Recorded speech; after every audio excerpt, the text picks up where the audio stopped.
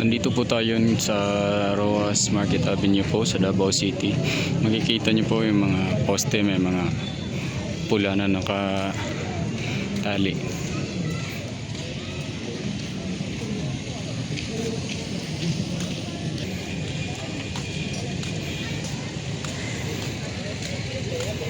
Lahat po ng poste may nakataling pula para po sa 80 birthday ni Pangulong Duterte po. Yan, napakarami pa rin tao rito. Time check is 9 PM, mag-alas 10 na po ng gabi.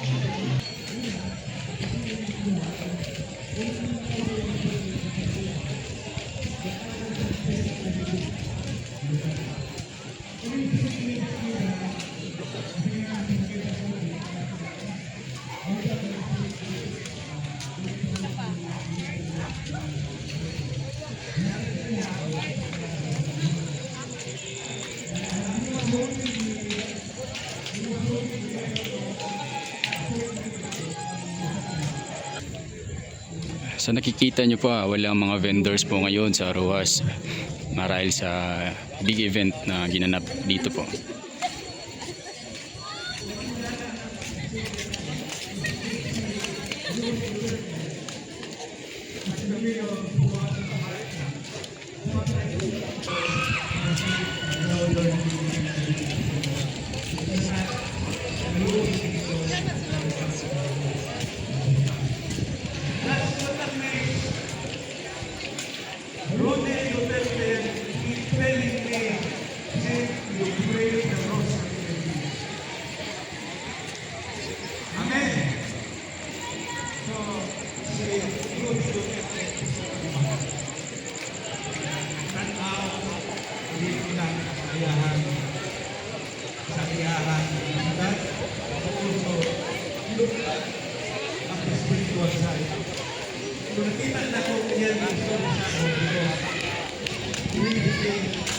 Ni Duterte kung kaunta sa dili madugay pagkauli siya sa siyudad sa Davao aron mo serbisyo magpadayon nga atong mahimong mayor sa siyudad sa Davao. Daghang salamat ug maayong gabi sa tanan.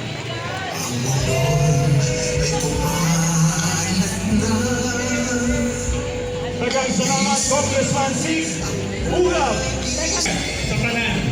Pero kami Kuya Alex, a very special coverage ni siya, no?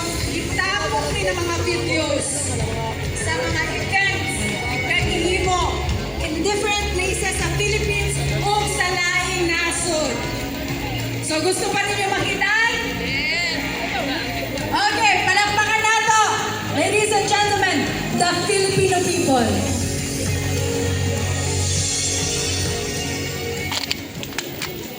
Marami akong natutunan kay PRRD, especially yung mga words of wisdom niya.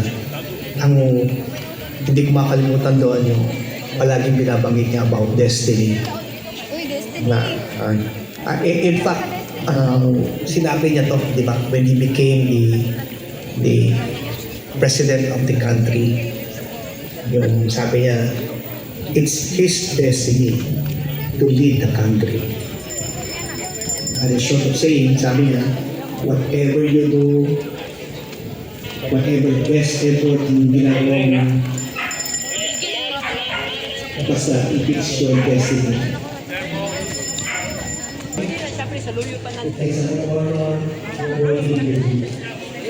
Naglagay din sila ng public toilet dito sa gilid ng kalsada.